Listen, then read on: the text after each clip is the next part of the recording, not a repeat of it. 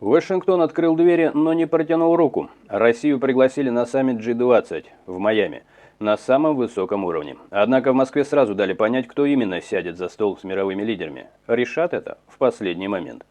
Замглавы МИДа Александр Панкин заявил, что приглашение уже на столе. Саммит запланирован на 14-15 декабря 2026 года в Майами.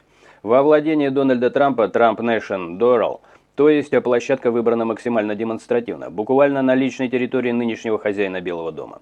Есть приглашение присутствовать на самом высоком уровне, но мы посмотрим ближе к дате. Бог знает, что произойдет до этого.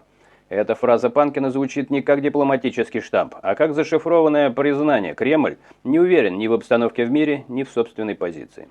Чтобы понять, почему это приглашение выглядит как политический тест, а не жест примирения, нужно вспомнить, как Путин исчез с радаров G20 с началом боевых действий в Украине. В последний раз он лично оказался на саммите «двадцатки» еще в 2019 году в Осаке, до полномасштабного вторжения, до санкционных списков, до ордера Международного уголовного суда. С 22 года за Россию на встречах лидеров появлялся Сергей Лавров, а в 25-м делегацию возглавил уже Максим Орешкин. Понижение уровня участия, которое Москва подавала как техническое решение, но выглядело как вынужденная изоляция под давлением Запада. Сейчас картина меняется. Соединенные Штаты, которые в 26 году председательствуют в G20, не просто подтверждают участие России. По словам российской шерпы Светланы Лукаш, они заранее готовятся к возможному приезду самого Путина. А американская сторона продумывает протокол безопасности, сценарий саммита с учетом того, что человек, против которого действует ордер МУС, может появиться на территории США. Пусть и в рамках многостороннего формата. Но самое интересное в этой истории не само приглашение, а то, какие решения по Путину обсуждаются за закрытыми дверями в Вашингтоне и союзных столицах. Об этом в конце. Официально Москва делает вид, что все идет по плану. МИД заранее назначил представителей на все треки G20 и заявлял, что Россия заинтересована в продолжении работы в этом клубе, который остается одним из немногих крупных форматов, где Кремль не отрезан полностью. Публичный посыл простой. Россия не изгои. Нас зовут на саммит лидеров. Мы остаемся частью глобальной архитектуры, несмотря на боевые действия и санкции. Но за этим витринным спокойствием просматривается другое. Зависимость Кремля от таких площадок, как от последнего канала прямого контакта с лидерами крупнейших экономик, где можно хотя бы попытаться сбить градус давления, поторговаться по санкциям, продвинуть свои нарративы о войне.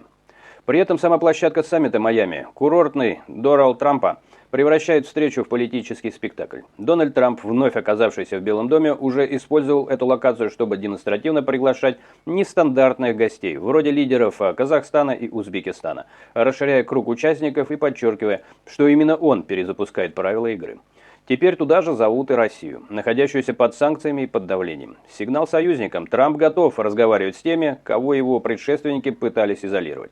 Для Путина это потенциально выгодная сцена вернуться в клуб лидеров не через формат для изгоев, а через официальный саммит G20 под патронатом американского президента.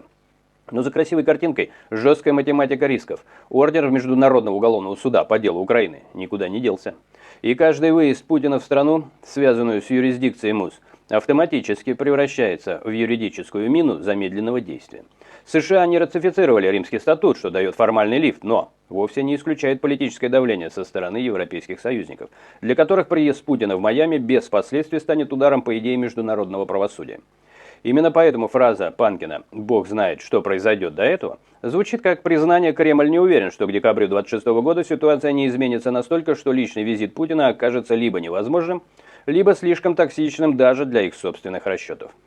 Есть еще один слой, который официальные заявления не проговаривают. Вашингтон получает гибкий инструмент давления. Приглашение можно использовать как рычаг, намекая Москве, что формат участия на уровне Путина, Лаврова или технической делегации будет зависеть от поведения России на украинском фронте и на глобальной арене.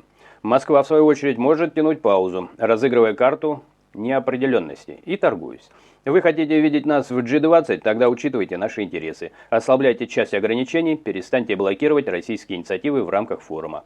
Фактически каждый комментарий про «посмотрим ближе к дате» не дипломатическая вежливость, а сообщение партнерам. Визит Путина – это товар, за который придется платить политически. И вот что сейчас обсуждают не на камеру. По данным открытых источников, США уже выстраивают сценарии безопасности и протокола на случай, если Путин все же прилетит. От маршрутов передвижения до статуса его контактов с лидерами стран НАТО. Евросоюзские столицы одновременно давят на Вашингтон, чтобы саммит не превратился в триумф возвращения Путина в большую политику, а украинская тема не была размыта разговорами о равноправном диалоге с агрессором. В Москве же просчитывают не только телевизионную картинку «Путин среди лидеров в Майами», но и последствия. Что будет, если, прилетев, он столкнется не с нормализацией, а с демонстративно холодной изоляцией в кулуарах, как это уже происходило с российской делегацией на других площадках.